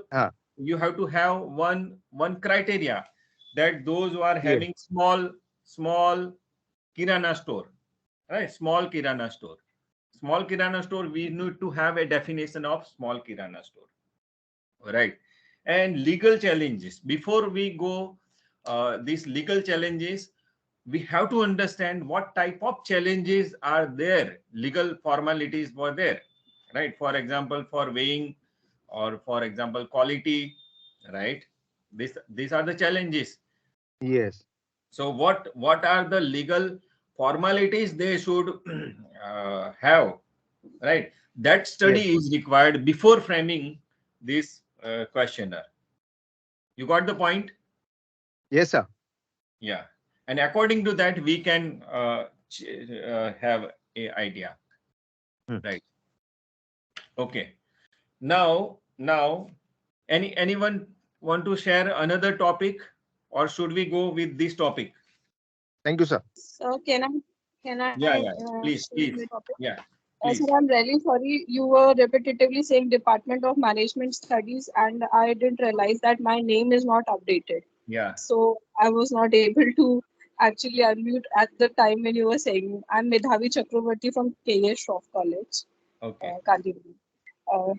So my like PhD topic is merger impacting the customers and employee satisfaction in banking industry.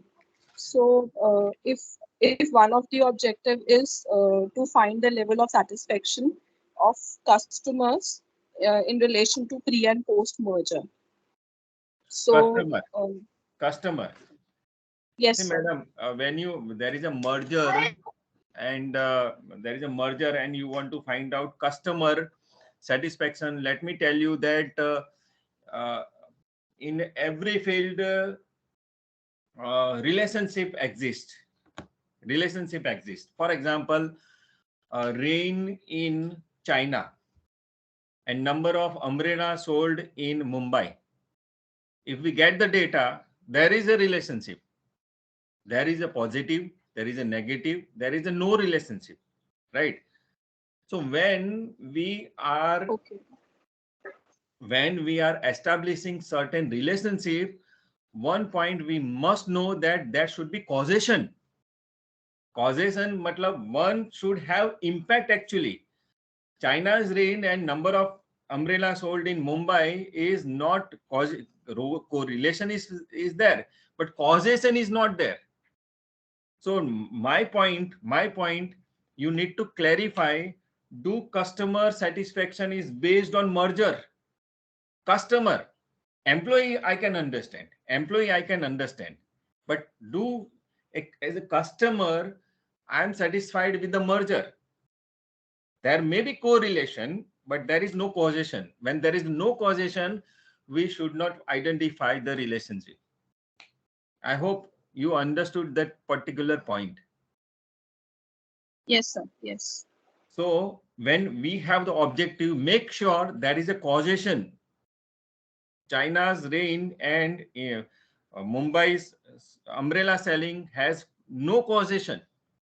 But if you have a correlation and regression and all multiple correlation and multiple variable, if we get the result, but there is no causation. So review literature will give you the causation, right? So customer satisfaction you cannot. Yes, employee satisfaction and employee's perception you can measure it out, right? This is what we need to understand as a researcher, right? I hope you understood this. Yes, sir. Got your point. Yeah.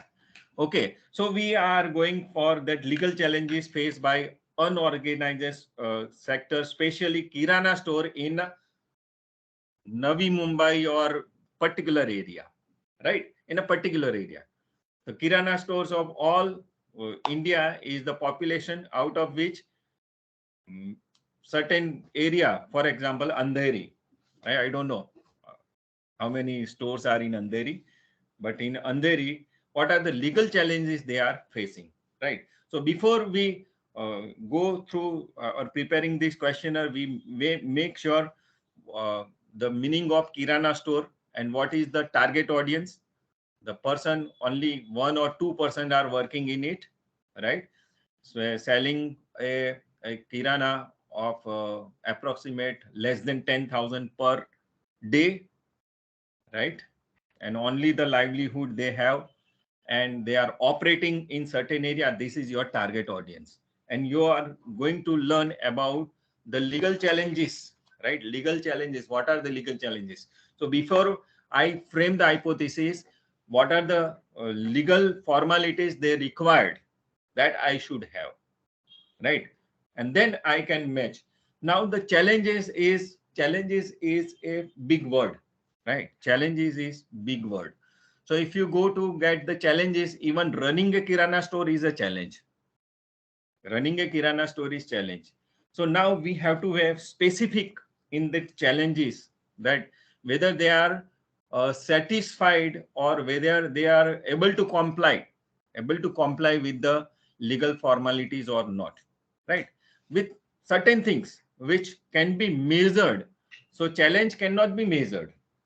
Challenge cannot be measured, but we have to come out with the certain things which can be measured it out, right? So we can come out with the idea. Our objective of the questionnaire is to find out the legal compliance satisfaction or legal compliance uh, problem of legal compliance, right, of selected kirana stores of Andheri, right? This is our object. This is our objective, right? Sir, Okay. Yeah. screen is not visible, sir. So I have not shared. 1 minute. 1 minute. 1 minute.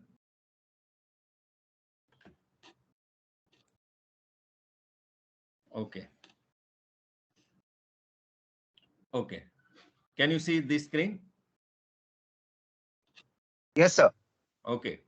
Now our question, our objective is very clear. What are the legal compliance problem of legal compliance of selected kirana stores? So online we are preparing. So you go to your this. I hope many of you know this drive. We can go, right? Drive. Can you see my screen? Yes, so the screen Yes, is sir. shared, So but new. that drive link is not been seen. We are able Okay. to see that MS Team ka window. Okay, 1 minute. Let me.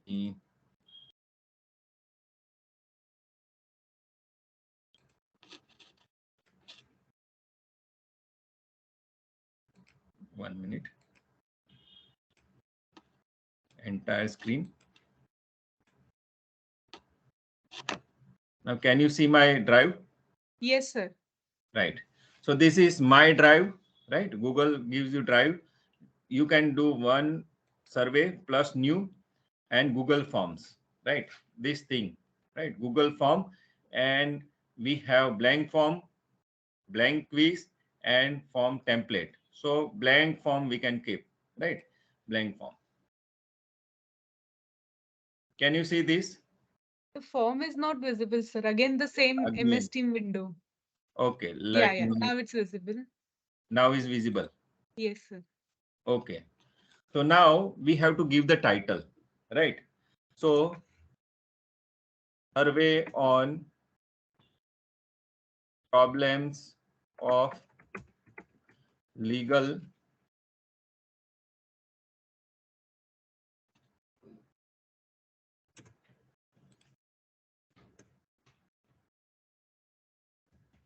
compliances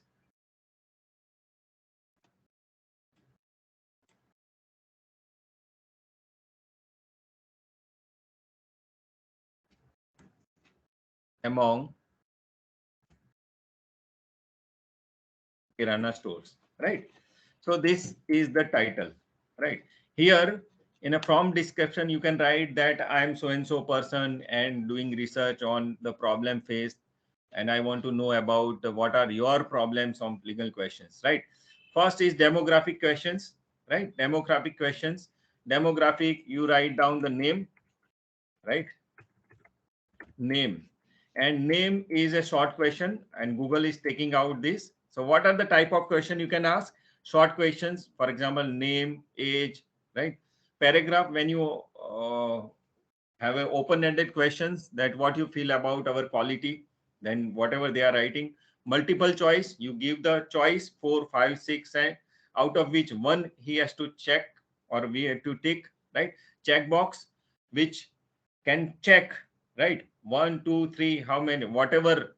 Suppose आपके घर में क्या है, तो TV, fridge और washing machine, so people can check many boxes.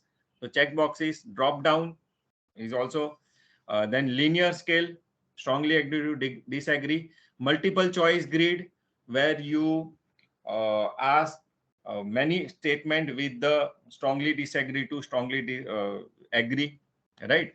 If it is that type of question, you will choose the multiple choice question. So name is short answer, right? Write your full name, short answer text, write your full name, etc., etc., and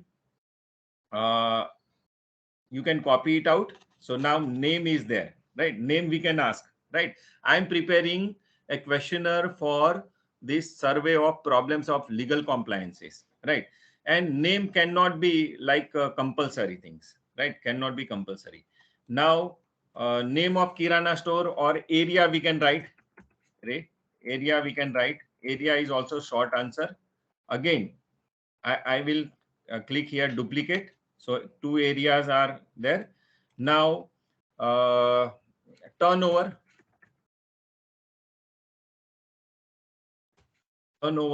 Now, turnover, you can write yearly turnover, you can write monthly turnover, you can write daily turnover. According to your objective, you should frame this turnover, right? Suppose your data are of profitability, yearly profitability, turnover should be yearly, right? Suppose you want to measure this daily and daily problem. So approximate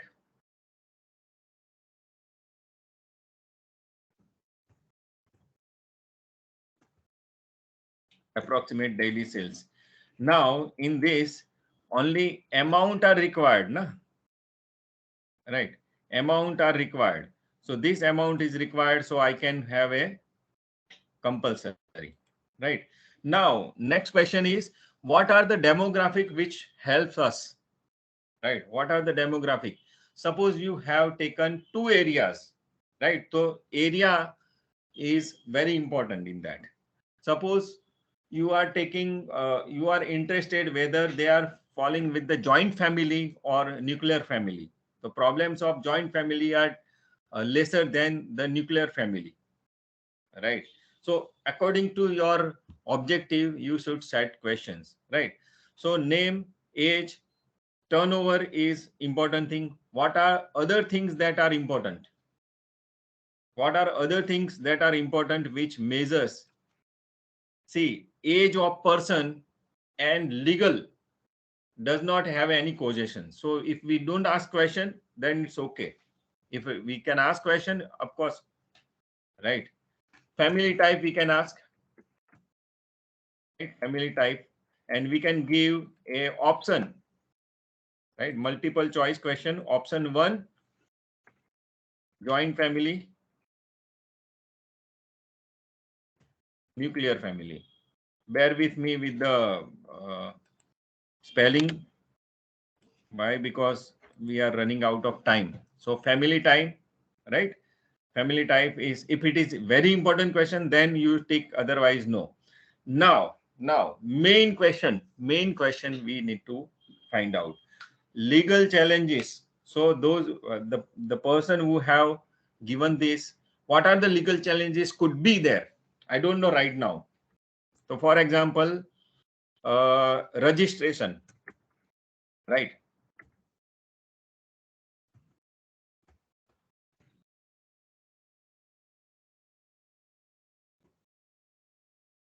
Registration formalities. So here you can give hint, right? You can give hint, right? Registration formalities means when you want to start a business in your area, what are the registration formalities and what is your satisfaction in registration formalities? In registration formalities, legal help, getting legal help is whether it is problematic or not. And registration fee, do you feel that registration fee is higher, right? Do you think that registration take more time, right? Strongly disagree to strongly agree. So registration, then taking licenses, right? These are the formality. According to that, you have to frame the hypothesis. So the person who has through these legal challenges by unorganized sector will tell me that what are other formalities they need to follow. See, in a registration, there are registration formalities, there are registration fees, there are registration timing, there are registration frequency, right? Again, you have to go and register. Then food and other formalities, right? Then other maybe many formalities they have to follow. So we need to find out that registration formalities in terms of getting legal help. We can write it down, right? And here we can change the very difficult,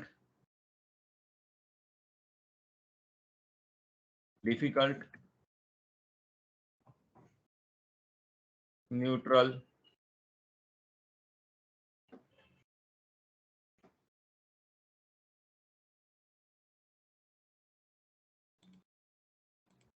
easy, and very easy, right? Now this question is, so registration formalities in terms of registration fee, right? Registration fees. So according to that, the registration and its variable, it should come. The registration formalities every year, registration or let me explain this, that whatever the formalities and challenges they are facing, all challenges you need to identify it properly. For each formalities, you need to pose a question and you need to give a proper option to them, right? For example, here registration formalities in terms of getting registration help, very difficult it is appropriate. But when you write not at all um, uh, agree, strongly agree, if you are writing that, so formalities and agree is not that, right? Otherwise you have to change the question. Registration formalities, I mean, is very easy, very easy. So when you write very easy, strongly disagree to strongly agree, or you can write registration formalities very tough, strongly disagree to strongly agree.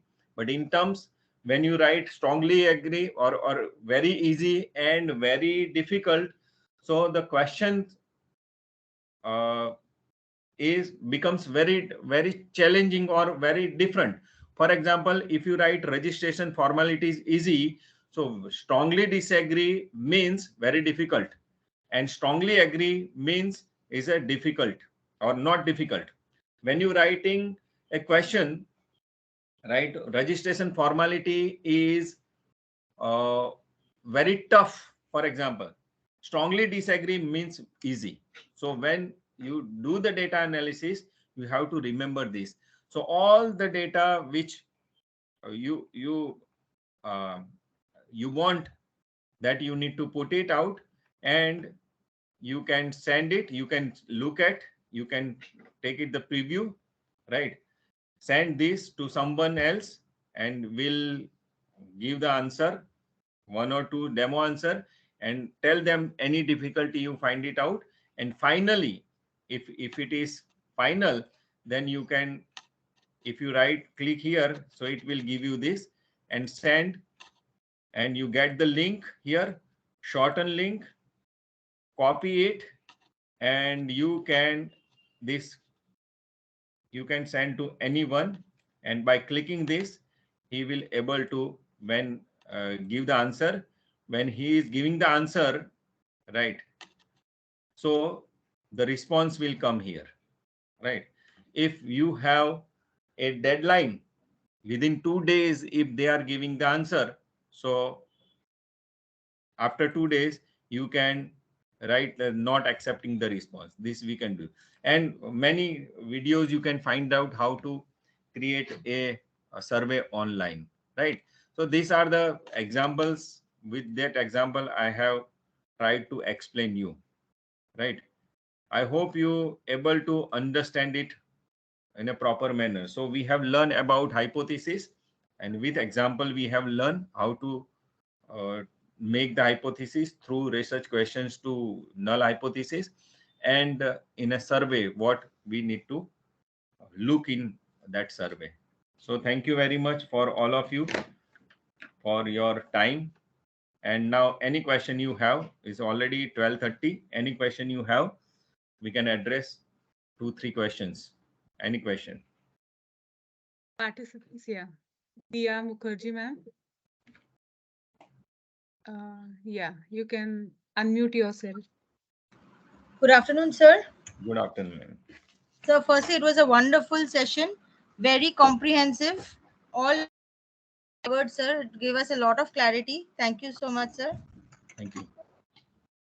Sir, I have one question.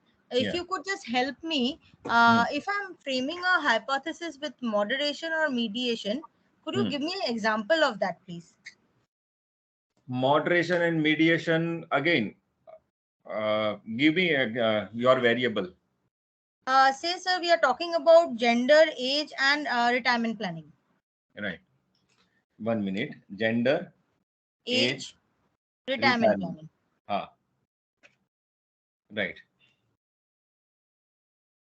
See, what is your purpose? To understand the impact of the age on gender in planning for retirement. Okay. Impact of age and gender on retirement planning. Yes, sir. Okay. So you can write it down that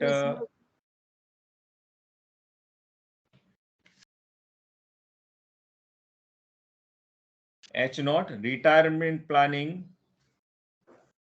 1 minute. Sorry, retirement planning का क्या आप सोच रहे हैं? Sir, अपना gender age पे retirement planning, but what retirement planning? Sir, choice of investments. नहीं, retirement planning का मतलब क्या है? मतलब you want to measure the retirement planning अच्छा कर रहे हैं, नहीं कर रहे हैं, या कर रहे कि नहीं कर रहे? Retirement planning कर रहे कि नहीं कर रहे?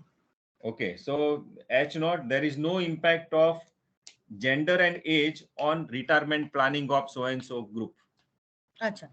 So directly sir हम लोग ऐसे gender और age एक साथ बोल देंगे तो वो मतलब वही आता है ना? हाँ हो, मतलब वही निकलेगा. और जब आप एडवांस में और इसके पहले आप है ना वो कॉन्सेप्चुअल मॉडल दिखा दीजिए. फ्रेमवर्क को दिखा दीजिए कि these are then and then you frame this.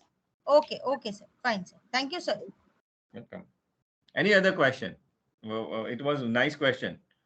Moderation, mediation, when you go advanced statistical analysis, there this comes. Any other questions from the participants? I'm sure, sir, they are very much clear with your explanation, with your content. And most of the doubts they had asked in between, so I think it is clear, sir. So, sir, yes, ma'am. Thank you so much, sir. Yes, ma'am. Yes, sir. So it's my honor to again propose a vote of thanks to you, sir, for taking out time and sharing your experience with our participants, which is really going to help them to frame their hypothesis, and also the questionnaire, because if the questionnaire is not framed properly, other steps about analysis and interpretation and coming up with the concrete conclusions will also not come up very correctly. So I really thank you from bottom of our heart for taking out time and addressing the audience, sir. Thank you so much. Thank you, all of you, and have a best wishes for your research endeavor. Thank you. Thank you, sir. Thank you. Coming back to the participants, I'll be sending up the feedback link in your WhatsApp group. It's mandatory for you all to fill up the feedback form. And tomorrow we meet again at 10:30 with the same joining link. And we will have a session on academic honesty in research. So see you all tomorrow. Bye.